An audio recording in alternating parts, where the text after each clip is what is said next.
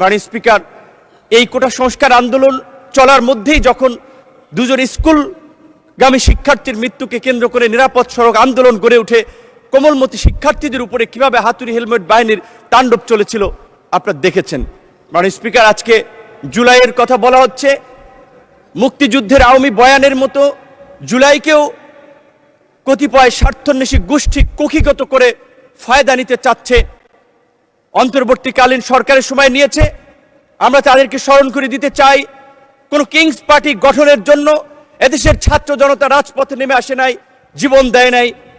ফ্যাসিবাদের বিরুদ্ধে দীর্ঘ ১.৫ দশকের লড়াই সংগ্রাম, তারই ধারাবাহিকতায় জুলাই তার উৎকৃষ্ট উদাহরণ। আমরা আজকের এই বিরোধী দলের নেতৃবৃন্দ, মাননীয় স্পিকার, আমি শুধু ২-৩টি নিউজ লিঙ্ক আমাদের বন্ধুদের উদ্দেশ্যে পড়ে শোনাতে চাই, আমাদের সংসদ সদস্যের উদ্দেশ্যে, যেটা গতকালকে আমাদের একজন মাননীয় সংসদ সদস্য জনাব আন্দাল ইব্রাহিম পার্থ তার বক্তব্যে বলেছেন, আমরা যে গত ১৭ বছর লড়াই সংগ্রাম করেছি, দেশের মানুষের মুক্তির সংগ্রামকে এগিয়ে নিয়েছি, আমরা সেটি জেনজির সাথে, তরুণ প্রজন্মের সাথে কানেক্ট করতে পারছি না, যার ফলে তারা হয়তো সঠিক বিষয়টা জানছে না। ২০২০ সালে দীর্ঘ ২৮ বছর পর অনুষ্ঠিত ঢাকা বিশ্ববিদ্যালয়ের ডাকসু নির্বাচনের ভিপি নির্বাচিত হয়ে ওই ডাকসুর কক্ষে বসেই সাক্ষাৎকারে বলেছিলাম, সরকারের পতন ছাড়া দেশের মানুষের মুক্তি নেই। ১৬ জুলাই ২০২০। মাননীয় স্পিকার, জুলাইয়ের ২৬শে জুলাই ২০২৪ বাংলা ট্রিবিউনের একটি নিউজ, সেখানে লেখা আছে, আন্দোলনকারীদের দাবি দেওয়া লিখে দিয়েছিলেন নূর।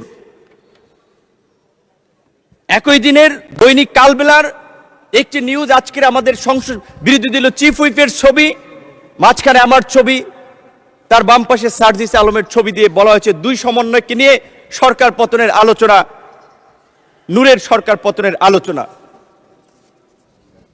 বাংলা বিডি নিউজ 24.com ২৬শে জুলাই, সেতু ভবনের নাশকতা, নূর কারাগারে রিমান্ডে নির্যাতনের অভিযোগ, আন্দোলনকারীদের ৮ দফা কর্মসূচি, নুরুল হক নূর লিখে দিয়েছিলেন বলে তথ্য রয়েছে ডিবি তদন্ত কর্মকর্তা।